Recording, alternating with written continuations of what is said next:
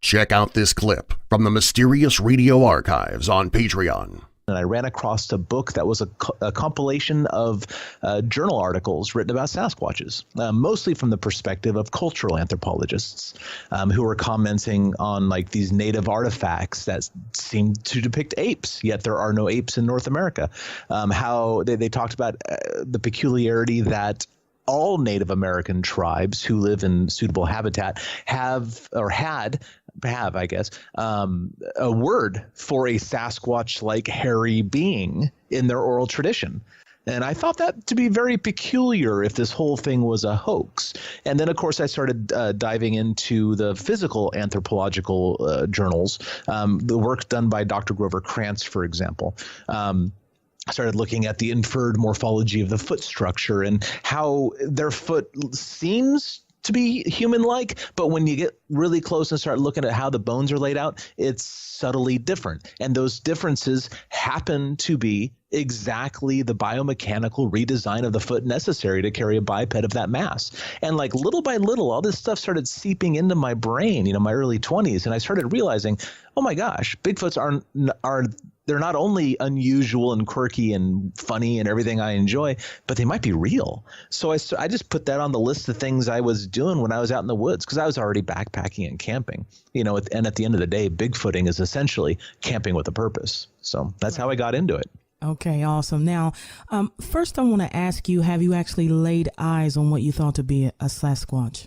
Yeah, I saw one through a thermal imager. A thermal imager, of course, is a tool that's used to see heat. We employ them. I employ them because Sasquatches are mammals. They give off heat. They stand out in the dark. And Sasquatches are largely nocturnal, not exclusively, but largely. So I saw one of these things in North Carolina back in 2011 through a thermal imager. Of course, I didn't put my own eyes on it. It was 2:30 in the morning. It was dark. We couldn't see much, but it was standing about 70 yards away from us.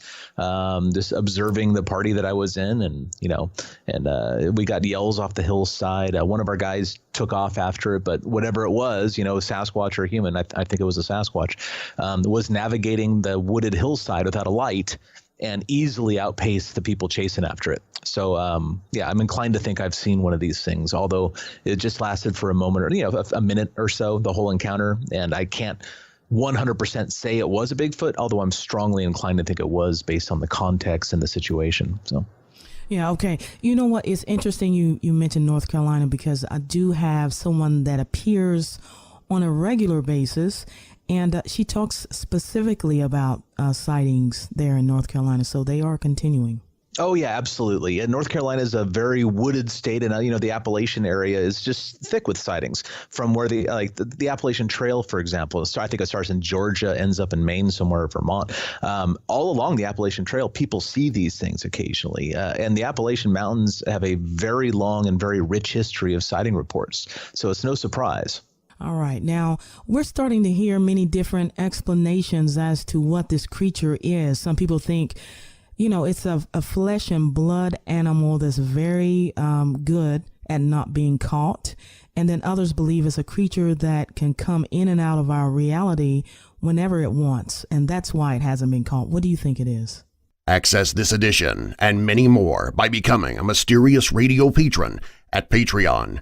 Just go to patreon.com/mysteriousradio to enjoy more and get rewarded with Mysterious Radio merchandise.